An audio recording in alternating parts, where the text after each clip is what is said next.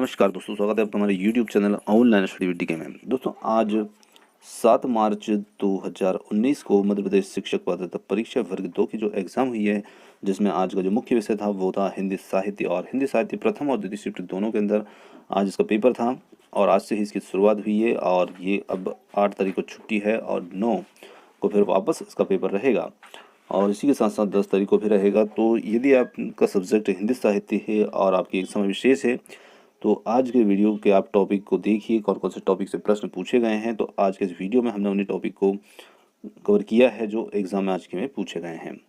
और ये टॉपिक जो हैं जिन लोगों ने एग्ज़ाम दिया उनके द्वारा यहाँ पर भेजे गए हैं हमारे पास। और आपने भी एग्ज़ाम आज दी है तो भी आप वीडियो के कमेंट्स में प्रश्न को लिख सकते हैं ताकि दूसरे लोगों की उसमें हेल्प हो सके। तो सबसे पहले यहाँ बात करते हैं संस्कृत की। तो संस्कृत के अंदर जो है वो गद्यांश पद्यांश जो हैं ये पूछे गए हैं और इसी के साथ साथ प्रत्यय संधि भी पूछे गए हैं। कुछ प्रत्यय और संधि से रिलेटेड जो है क्वेश्चन भी उसमें पूछे जा रहे हैं। इसी के साथ साथ यहाँ पर बात करते हैं साहित्य से रिलेटिव जो हैं ये प्रश्न भी कुछ पूछे गए हैं। अब थोड़ी सी एक बात ज़्यादातर लोगों के सुनने में आ रही है कि संस्कृत जो है यदि द्वितीय लैंग्वेज हमने चुनी है तो उसमें पैसेज जो हैं वो थोड़े से काफ़ी बड़े बड़े आ रहे हैं, जिनको कि बार बार स्क्रॉल करने में कुछ समस्या वहाँ पर उत्पन्न हो रही है। तो आप यदि एग्ज़ाम देने जाएँ तो वहाँ पर आपकी डिस्प्ले के ऊपर A+ और A- इस प्रकार से लिखा होता है। तो यदि आप वहाँ पर एग्ज़ाम देते हैं तो आप A+ पर क्लिक करते हैं तो आपका जो पैसेज है और भी फ़ॉन्ट साइज़ उसका बढ़ जाता है। और जैसे आप A- पर क्लिक करते हैं तो फ़ॉन्ट साइज़ जो होता है छोटा हो जाता है। तो आपको यदि ऐसी समस्या वहाँ पर लगती है तो आप थोड़ा छोटा उसको कर लें, तो उससे आपको बार बार पैसेज को एक बार में ही पढ़ने की जो समस्या है उससे वहाँ पर समाधान उसका हो सकता है। तो आप थोड़ा सा इन चीज़ों को देखें वहाँ पर, यदि आपकी एग्ज़ाम शेष है तो ये चीज़ें आपको वहाँ पर देखने को ज़रूर मिलेगी। चलिए आगे बढ़ते हैं। साहित्य से रिलेटिव प्रश्न भी पूछे गए हैं। इसी के साथ साथ अनसीन पैसेज इंग्लिश के अंदर जो है अनसीन पैसेज हैं, पोइट्री है, नरेशन है, एक्टिवाइज पैसिवाइज हैं, प्रपोजिशंस हैं, ये इसमें पूछे जा रहे हैं। इसी के साथ साथ हिंदी के अंदर तो हिंदी में गद्यांश पद्यांश जो हैं वही पूछे जा रहे हैं। और इसी के साथ साथ मुहावरे, समास, शब्द शक्ति, छंद, अलंकार जो हैं हिंदी के अंदर ये पूछे जा रहे हैं।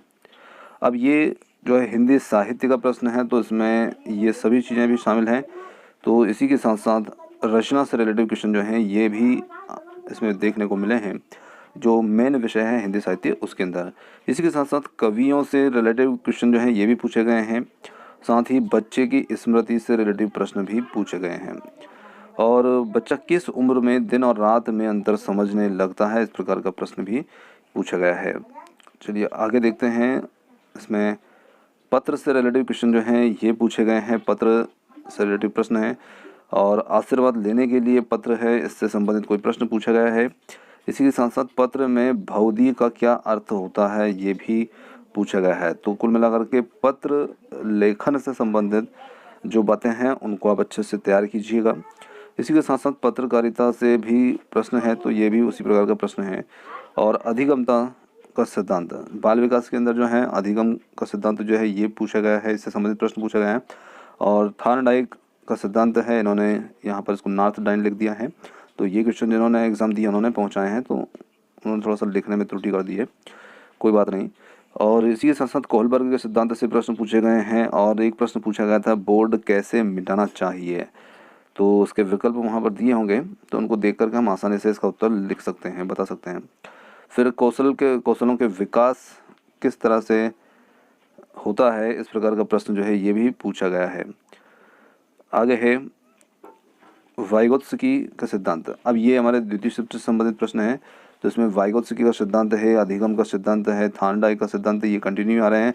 इसी के साथ साथ पावलोव के सिद्धांत से भी प्रश्न जो हैं ये लगातार आ रहे हैं। फिर इसी के साथ है अधिगम का सिद्धांत हो गया, व्यवहारिक प्रश्न हो गए और मनोविज्ञान पर आधारित प्रश्न ये पूछे गए हैं। फिर द्वितीय शिफ्ट के अंदर भी संस्कृत में वही गद्यांश पद्यांश जो हैं, संधि, प्रत्यय, रचना आदि पूछे गए हैं। इसी के साथ साथ इंग्लिश के अंदर unseen passage, poetry, narration, preposition, एक्टिवाइज, passivise और सिनोनिम्स, अपोजिट वर्ड आदि जो हैं ये पूछे गए हैं। तो इसी के साथ हिंदी जो है जो प्रथम लैंग्वेज है उसमें वही गद्यांश पद्यांश जो हैं 30 नंबर के ही चले आ रहे हैं। फिर इसी के साथ आगे देखते हैं द्वितीय शिफ्ट के अंदर हिंदी साहित्य में किस प्रकार के प्रश्न हैं। तो उसमें वही छंद से संबंधित हैं, गद्यांश पद्यांश, कवियों से रिलेटिव प्रश्न हैं, रचनाओं पर आधारित प्रश्न हैं और अलंकार से संबंधित प्रश्न हैं, निबंध से रिलेटिव प्रश्न हैं। इसी के साथ साथ प्रथम शिफ्ट में भी पत्र से संबंधित, पत्र लेखन से संबंधित प्रश्न पूछे गए हैं। तो पत्र लेखन में यहाँ पर पूछ लिया गया है नव औपचारिक अनौपचारिक पत्र जो होते हैं ये कौन कौन से होते हैं। तो औपचारिक अनौपचारिक पत्र कौन कौन से होते हैं, ये इनके प्रकार से संबंधित प्रश्न पूछा गया है। और लेखन में अधिकारी के साइन कहाँ पर होता है, इस प्रकार का प्रश्न जो है ये भी पूछा गया है। और ख़ास करके पत्र से रिलेटेड प्रश्न भी आ रहे हैं। तो उम्मीद करते हैं कि आप इन टॉपिक को ज़रूर देखें यदि आपकी एग्ज़ाम बाकी है, क्योंकि प्रश्न चेंज हो जाएंगे पर टॉपिक वही बना रहेगा, लगभग उसमें कुछ चेंजेस थोड़ा सा कर दिया जाएगा। तो उम्मीद करते हैं आपको हमारा वीडियो जो है पसंद आया होगा और आप हमारे साथ हम तक बने रहे, उसके लिए बहुत बहुत धन्यवाद। Thank you so much. तो मिलते हैं जल्दी ही अगले वीडियो में।